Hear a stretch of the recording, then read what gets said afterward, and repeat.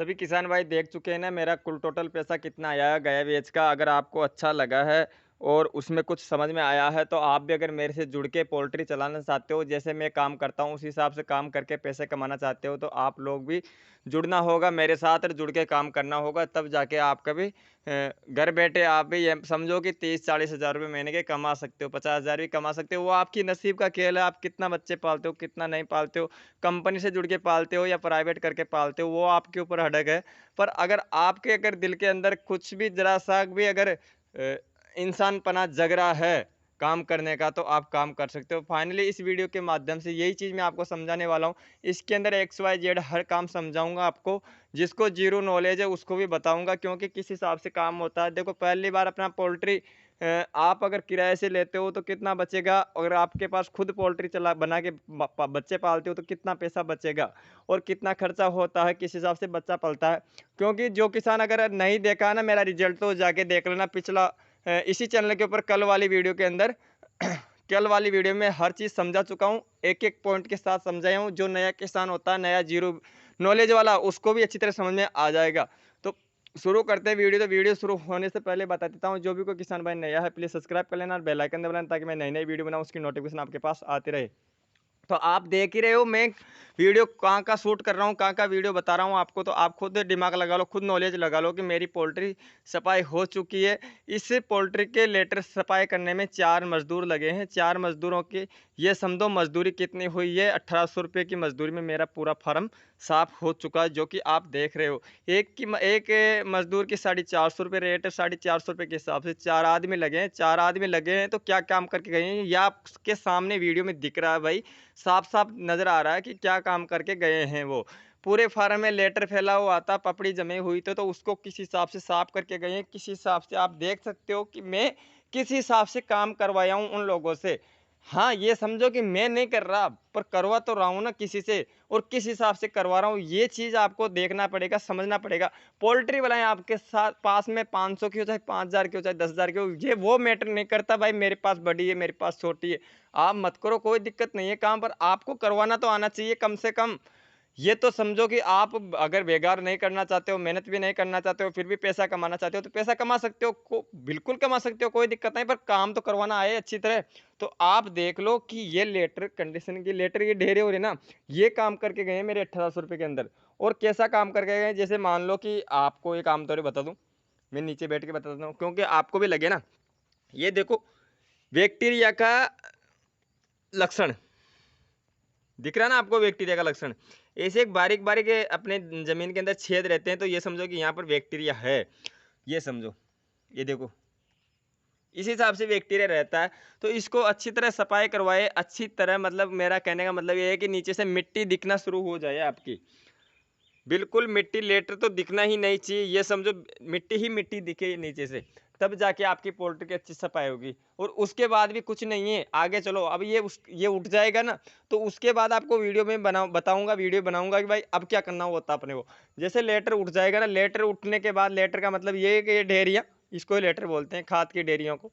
ये उठ जाएगा ना, उठेगा किस हिसाब से, इसके लिए भी लेबर चाहिए भाई। अब यहाँ अंदर कौन सी मशीन आएगी, अपनी जेसीबी थोड़ी आएगी उठाने, नहीं, नहीं। यहाँ गेट के पास में ट्रैक्टर ट्रॉली लगेगी और वही मज़दूर आएँगे, मज़दूर आके पावड़ी परात की मदद से ट्रॉली भर के बाहर निकालेंगे। तो ये इसको डेयरियों को उठाने के लिए कितना खर्चा होता है, किस हिसाब से उठाई जाती है, कितने ट्रॉली भरती है, वो अगले वीडियो में बता दूँगा, कोई दिक्कत नहीं है। तो अब ये मानो कि अगर आपका लेटर उठ गया तो उसके बाद क्या करना होता है? जो अपने घर पे झाड़ू लगाते हैं, तो वो वाला झाड़ू नहीं लगता है, इसके अंदर बाँस वाली झाड़ू आती है, मज़बूत झाड़ू आती है, क्योंकि वो हल्का, घर पे झाड़ू होता है वो हल्का होता है। वो अपना पर्स में निकालने वाला झाड़ू होता हो तो वो हल्का होता है। इसके लिए बाँस की झाड़ू आएगी, मोटी सींक वाली झाड़ू आएगी। उस झाड़ू से अच्छी तरह 2 बार झाड़ू लगाया जाएगा, ताकि इसके अंदर पंख भी नहीं रहेंगे, कुछ लेटर की पपड़ी भी रहेगी, वो भी नहीं रहेगी, सब कुछ झाड़ू में आ जाएगी। तो झाड़ू लगाने के बाद भाई फिर भी हल्की-हल्की डेरियाँ की, उसको भी निकालना पड़ेगा दोबारा से। उसको निकालने के बाद फिर अपन करेंगे एक बार नीले तोते का स्प्रे, या फ़ॉर्मेलिन का कर दो, कोई दिक्कत नहीं, नीला तोता रहने दो। नीला तोता आप बूढ़ा यानी गाढ़ डालो, उसके बाद कर दो, कोई दिक्कत नहीं है। पर आप ये फ़ॉर्मेलिन का कर दो, फ़ॉर्मेलिन का स्प्रे करो, एक पोल्ट्री के अंदर 2.5 से 3 लीटर का स्प्रे का होना चाहिए भाई।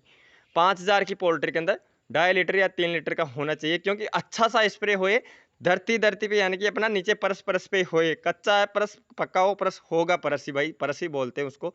तो उसके ऊपर अच्छी तरह स्प्रे मार लो, स्प्रे मारने के बाद फिर आप झाड़ू लग गया, झाड़ू लगने के बाद स्प्रे मार दिया, स्प्रे मारने के बाद फिर आप मिट्टी डालो उसके अंदर। मिट्टी डालो, मिट्टी कम से कम आप ये समझो कि इतनी-इतनी सी तो डलनी चाहिए भाई। इतनी नहीं तो इतनी तो डलनी चाहिए। पूरी पोल्ट्री के अंदर अक्सर मिट्टी डल जाए, ताकि बच्चा आए ना तो सुकून से बैठ जाए और उसका जो सीना होता है ना, सीना टिकता है ना यहाँ पर मिट्टी के ऊपर, तो उसको सुकून मिले बिल्कुल। ये नहीं लगे कि भाई ये पहली बार, पहले भी यहाँ पर बच्चा पल चुका है, यहाँ पर खरदरा हो रहा है या करड़ा जगह ठीक नहीं है। तो उस बच्चों को बिल्कुल सुकून मिलना चाहिए वहाँ पर बैठे जहाँ पर। छोटा बच्चा आता तो वो जहाँ सीना टेकता है ना, बैठते समय सीना ही टकता है बच्चे का, तो वहाँ पर दिक्कत नहीं होए।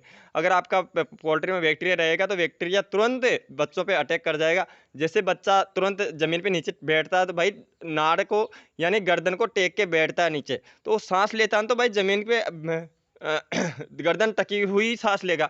तो अगर बैक्टीरिया होगा तो उसके साँस लेने के समय उसके साँस लेने वाली नली में चला जाता है। तो वहाँ पर जाके जमा हो जाता है, फिर उसके होता है साउंड, उसको आप बोलते हो सीआरडी साउंड, वही एक चीज़ होता है, वो एक लक्षण होता है। ये लक्षण बोलते हैं, मैं साउंड और सीआरडी एक ही चीज़ होती है। वो क्यों आती है भाई? वो उसको आने के लिए आपको कुछ न कुछ काम करना पड़ेगा, जब आके आपकी बीमारी वो रुकेगी। वो एक तो देखो नीचे सफाई की वजह से आती है, फिर आती है अपना पर्दे का मैनेजमेंट के ऊपर। अगर आप पर्दे का मैनेजमेंट सही नहीं करते हो ना, तो साउंड भी आएगा और बैक्टीरिया तुरंत पैदा होगा और बच्चों के अंदर बीमारी भी आ सकती है। उसके अलावा और भी कई बीमारियाँ होती है ब्रॉयलर की, जो लागू होने वाली होती है। तो मेन चीज़ होता है सीआरडी और अपना ये जो साउंड बोलते हैं वही होता है। और दूसरी बात फिर मैं बता दूँ आपको, फिर होती है अपने जो लाइन होती है ना, इसका पानी बच्चों को साफ देना चाहिए। उससे क्या है देखो, इकोलाई बनती है। इकोलाई से बचने के लिए अपने को इसकी सफाई करनी पड़ेगी। अगर आपके पास निप्पल सिस्टम है तो उसकी भी सफाई करनी पड़ेगी। तब जाके आप इकोलाई से बच सकते हो। ये 2 बीमारियाँ बहुत तेज़ होती है अपने पोल्ट्री के अंदर। चलो, मिलते हैं अगली नेक्स्ट जानकारी में।